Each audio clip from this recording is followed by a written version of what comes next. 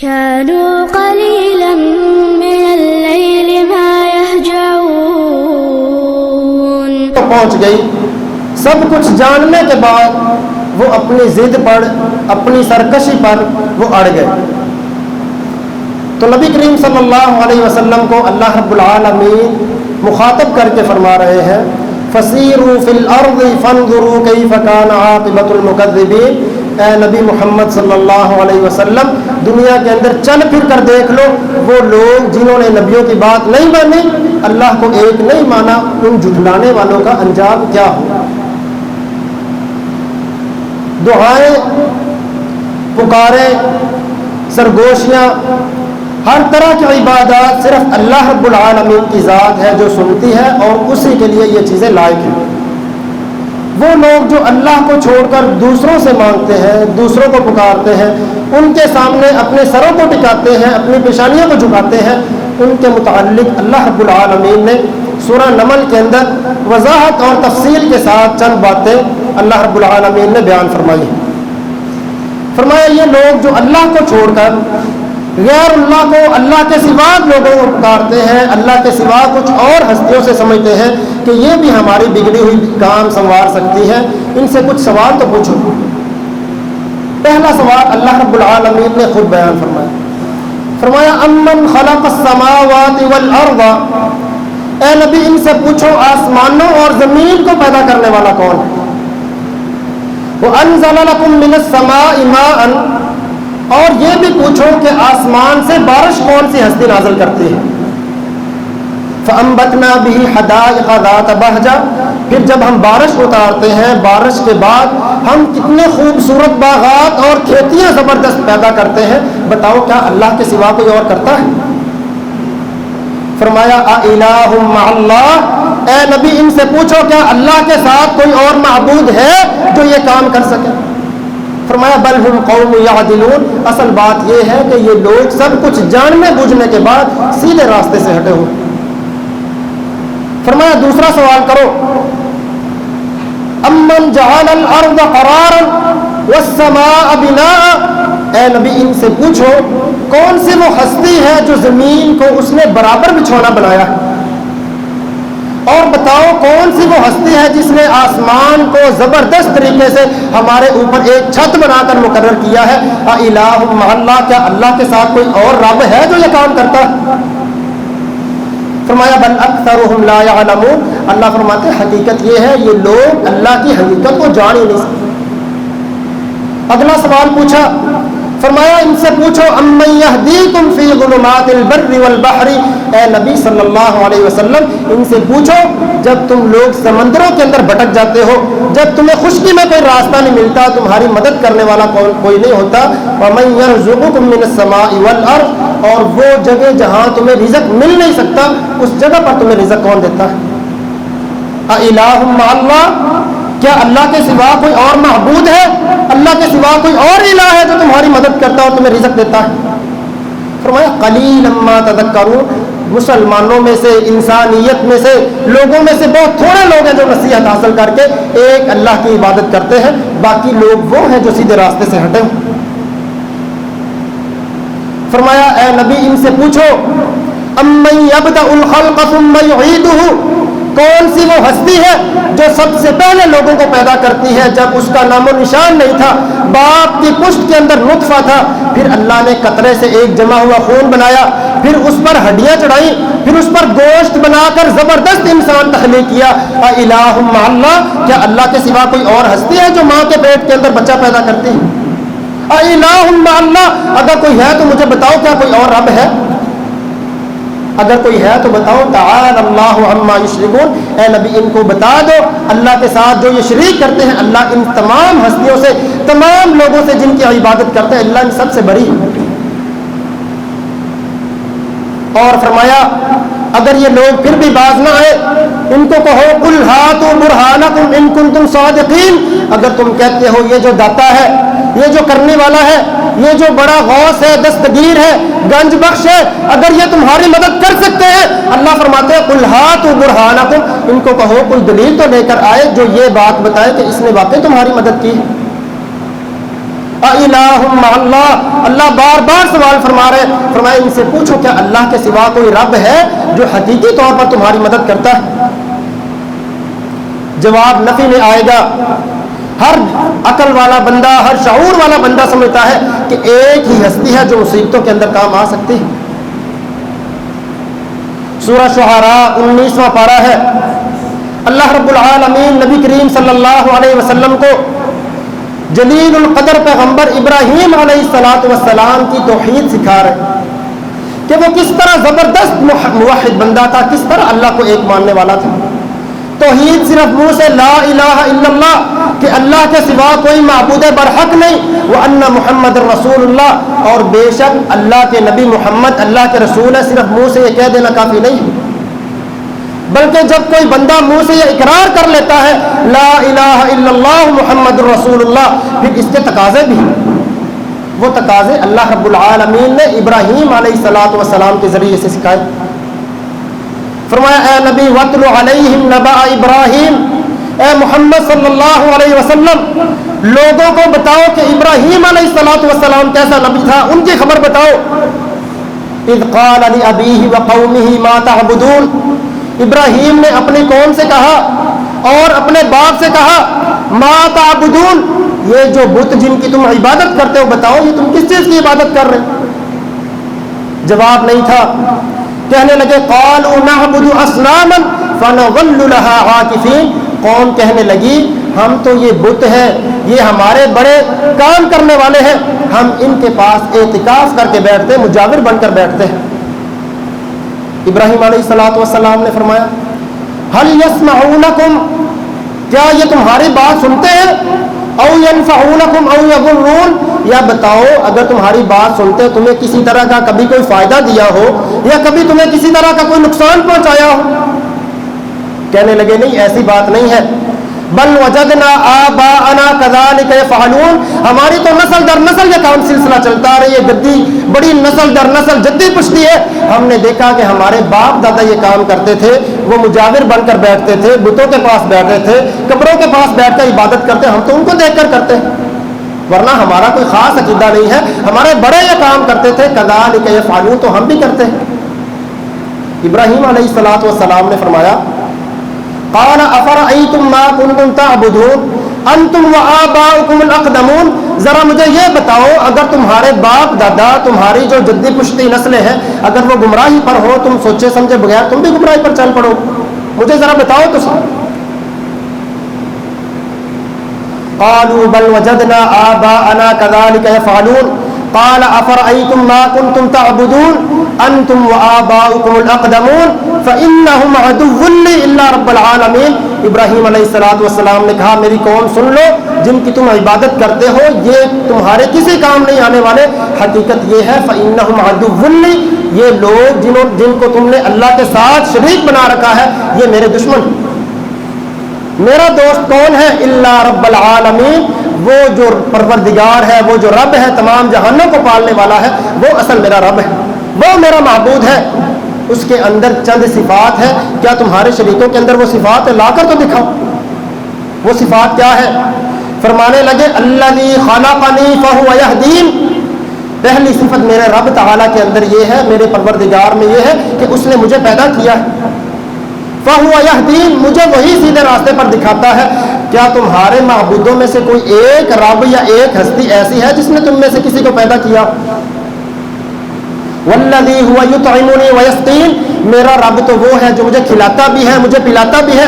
تمہارے بتوں میں سے تمہارے معبودوں میں سے منہ بولنا جو تمہاری ہستیاں ہیں ان میں سے بتاؤ تمہیں کوئی کھلاتی پلاتی ہے؟ وَإِذَا مَرِضْتُ فَهُوَ يَشْفِينِ، جب کبھی بیمار ہو جاتا ہوں پاک پروردگار مجھے شفا دیتا ہے، بتاؤ کون کرنے والا ہے جو تمہیں شفا دیتا؟ کوئی ہے تو لے کر تو آؤ۔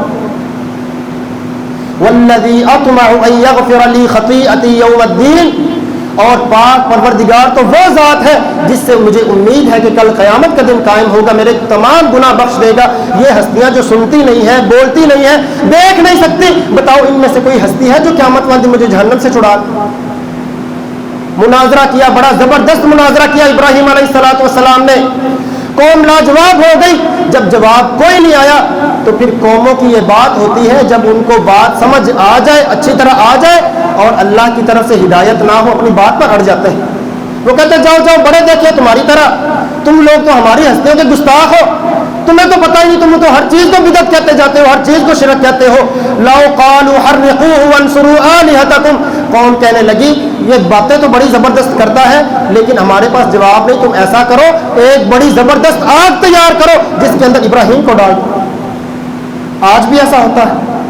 کتنے لوگ ہیں آپ ان کو توحید کی دعوت دیں, ایک اللہ کی طرف بلائیں, جب آگے سے کوئی جواب نہیں آتا, دلیل کے آگے لاجواب ہو جاتے ہیں, کہتے ہیں بھائی یہ لوگ تو فضول بولتے ہیں, یہ تو مولویوں کی باتیں ہیں.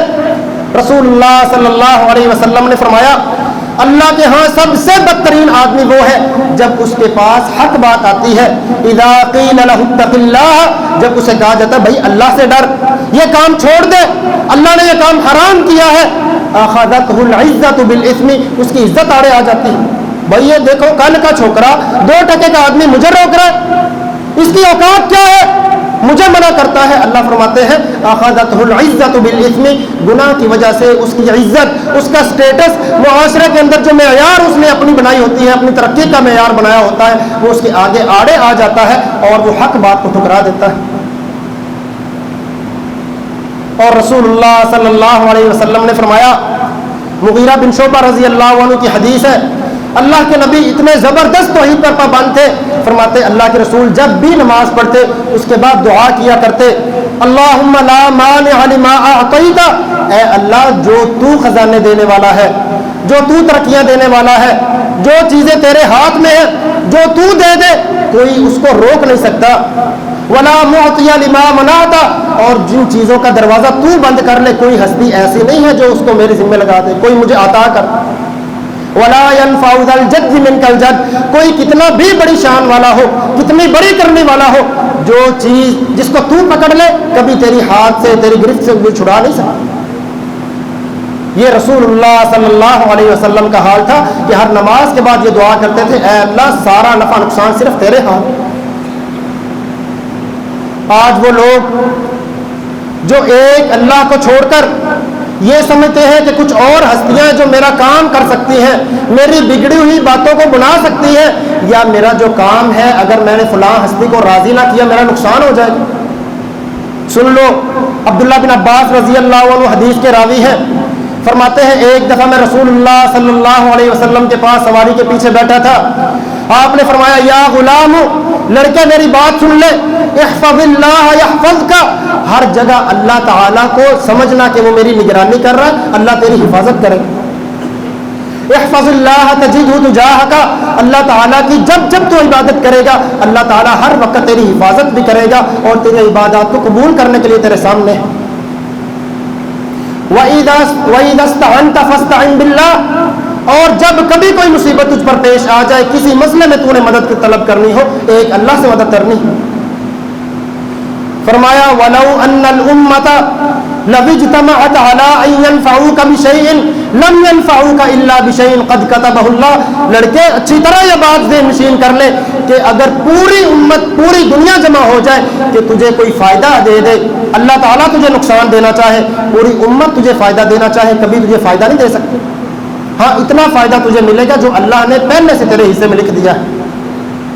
وَلَوْ أَنَّ الْأُمَّةَ لو اجتمعت على ان يضروك بشيء لم يضروك بشيء الا قد كتبه الله, اور اگر پوری انسانیت پوری دنیا جمع ہو کر اس بات پر لگ جائے کہ تجھے تھوڑا سا نقصان پہنچا دے, تجھے نقصان نہیں دے سکتے سوائے اس نقصان کے جو اللہ تعالیٰ نے پہلے سے تیری تقدیر میں لکھ دیا.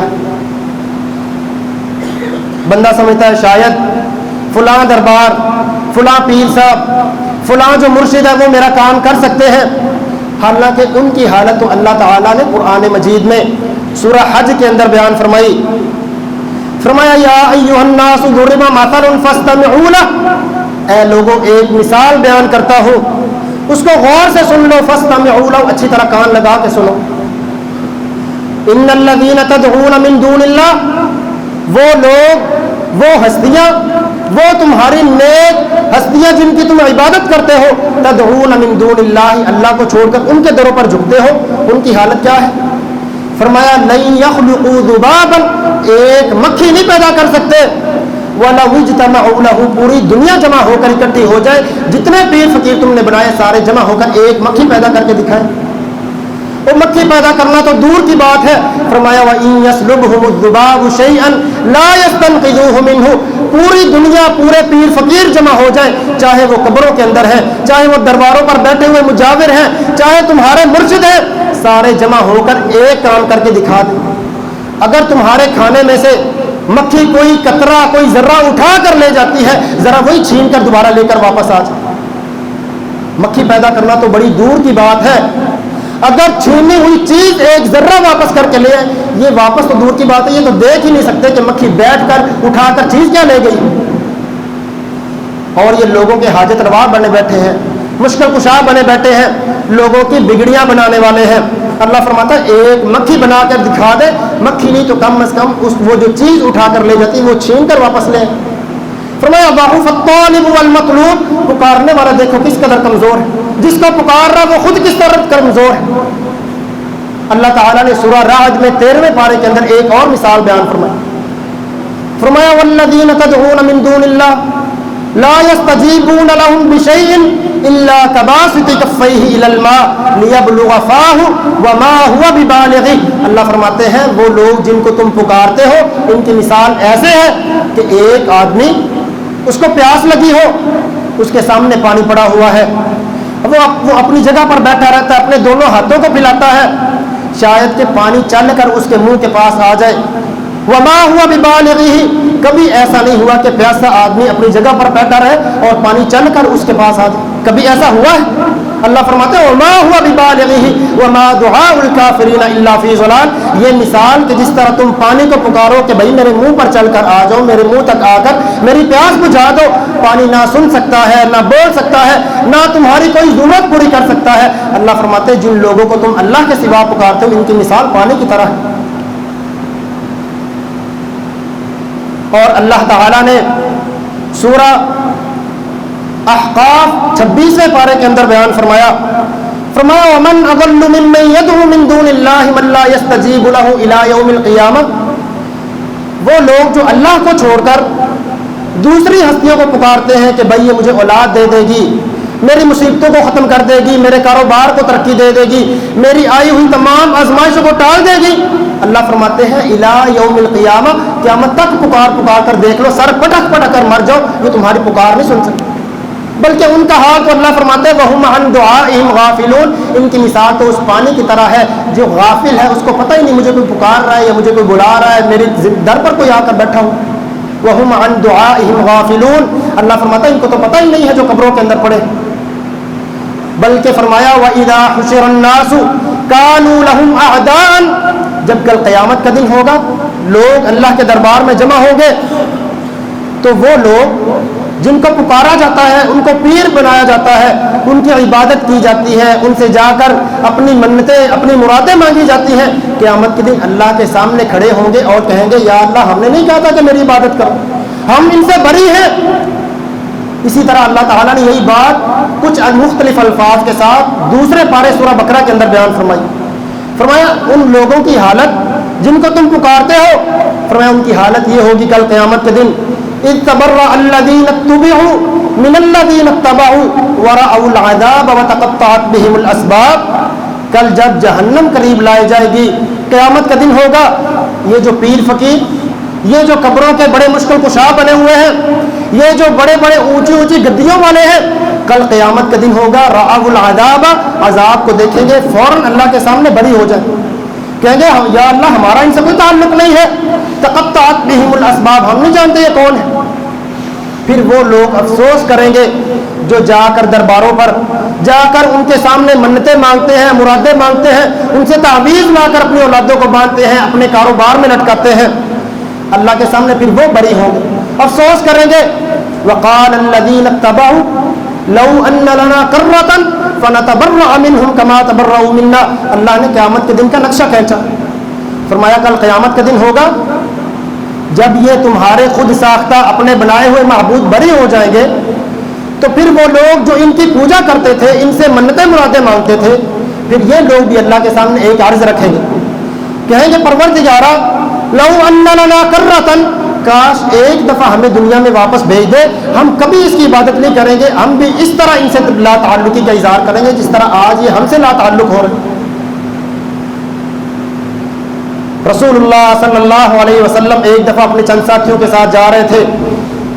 آپ کے صحابہ نئے نئے مسلمان ہوئے تھے، دین کی چند باتوں کا بھی پتہ تھا، سکھا رہے تھے اللہ کے رسول دین کے احکامات۔ راستے میں دیکھا مشرکین نے ایک درخت بنایا ہوا تھا، اس پر اپنی ٹاکیاں، اپنے کپڑے جس طرح آج کل ہوتا ہے وہاں لٹکاتے تھے اور اپنی منتیں مانگتے تھے۔ صحابہ کہنے لگے اللہ کے رسول اجعل لنا ذات انواط کما لهم ذات انواط، اللہ کے رسول ہمارے لیے بھی کوئی آستانہ، کوئی درگاہ، کوئی دربار بنا دے، ہم بھی وہاں جا کر اپنی منتیں مرادیں مانگیں۔ اللہ کے رسول نے فرمایا سبحان اللہ، یہ تو وہ بات ہے جو موسیٰ کی قوم نے اس سے کہی تھی۔ موسیٰ کی قوم نے موسیٰ علیہ السلام سے فرمایا اجعل لنا الہا کما لهم آلہہ، موسیٰ ہماری بات سن لے کہ یہ جو مشرکین تھے موسیٰ علیہ السلام کے بنی اسرائیل تھے، جس طرح وہ لوگ بچڑے کی عبادت کرتے، ہمارا بھی تو کوئی رب ہو جو ہمیں نظر آئے، ہم اس کی عبادت کریں، ہم اس کے سامنے اپنی منتیں مانگے، مرادیں مانگے، اس پر چڑھاوے چڑھائیں، موسیٰ ہمارے لیے بھی کوئی بات بنا دے۔ اللہ کے نبی نے فرمایا اپنے صحابہ سے میری بات سن لو، سبحان اللہ، تم نے وہ بات کی ہے جو موسیٰ کی قوم نے موسیٰ سے کہی تھی۔ فرمایا اگر تم ایسے کرتے رہو گے تم لوگ بدترین شرک کے اندر چلے جاؤ۔ چڑھاوے چڑھانا اور یہ سمجھنا کہ یہ لوگ، یہ ہستیاں ہمارے کسی کام آ سکتی ہیں، اس کا کوئی فائدہ نہیں ہے۔ رسول اللہ صلی اللہ علیہ وسلم نے پہلی امتوں کا ذکر کرتے ہوئے فرمایا ایک دفعہ دو آدمی جا رہے تھے، صحیح بخاری کی حدیث ہے، فرمایا دو آدمی جا رہے تھے، آگے ایک مشرک قوم بیٹھی ہوئی تھی، ایک گاؤں تھا، وہ ادھر سے کسی آدمی کو گزرنے نہیں دیتے تھے جب تک ان کا ایک دربار تھا اس پر کوئی چڑھاوا نہیں چڑھاتا تھا۔ ایک آدمی گزرا، دونوں مسلمان تھے، ان میں سے پہلا آدمی گزرا، اسے کہا کوئی چڑھاوا چڑھاؤ، وہ کہنے لگا کہ بھائی میں تو مسلمان ہوں۔ کہا چڑھاوا چڑھاؤ گے تو گزرنے دیں گے ورنہ واپس چلیں گے۔ اس نے کہا میرے پاس چڑھاوا چڑھانے کے لیے کوئی چیز نہیں ہے، کوئی قربانی نہیں، کوئی بکرا چھترا نہیں، کیا چڑھاوا چڑھاؤ؟ انہوں نے ایک مکھی پکڑ کر دی اور کہا ایک جان ہی قربان کرنی ہے نا، مکھی چڑھاوا چڑھاؤ۔ گویا اس کا عقیدہ خراب کرنا تھا، اپنی طرف لے کر جانا تھا، اس نے مکھی چڑھاوا چڑھائی، انہوں نے اس کا ابھی راستہ چھوڑا ہی تھا، ادھر سے موت کا فرشتہ آ گیا، اس کی موت ہو۔ دوسرا آدمی آیا، وہ بھی مسلمان تھے، گزرنے لگا، انہوں نے کہا چڑھاوا چڑھاؤ تو گزرنے دیں گے ورنہ یہاں سے گزرنے کا کوئی راستہ نہیں۔ اس نے کہا مجھے ذبح کرتے ہو کر دو لیکن میں کبھی کوئی چڑھاوا نہیں چڑھاؤں گا۔ رسول اللہ صلی اللہ علیہ وسلم نے فرمایا پہلا آدمی صرف ایک مکھی کا چڑھاوا چڑھانے کی وجہ سے جہنم کے اندر چلا گیا، اور یہ آدمی اللہ کے ساتھ شرک نہ کرنے کی وجہ سے اللہ تعالیٰ نے جنت میں داخل کیا۔ غور کرنا چاہیے ہمیں کہ ایک اللہ کے سوا جتنی درگاہیں ہیں، جتنے آستانے ہیں، وہاں چڑھاوے چڑھانے کی کیا حیثیت ہے، یہ حدیث اچھی طرح ہمارے سامنے واضح کرتی ہے۔ اور پھر بعض لوگ بڑی عجیب و غریب مثال دیتے ہیں، وہ یہ کہتے ہیں بات اصل میں یہ ہے کہ جس طرح کسی بادشاہ کو ملنا ہو، کسی بڑے وزیر کو ملنا ہو تو ظاہری بات ہے اس کا جو سیکٹری ہے، اس کا جو ملازم ہے، زمین ہے، اس سے پہلے ٹائم لینا پڑتا ہے۔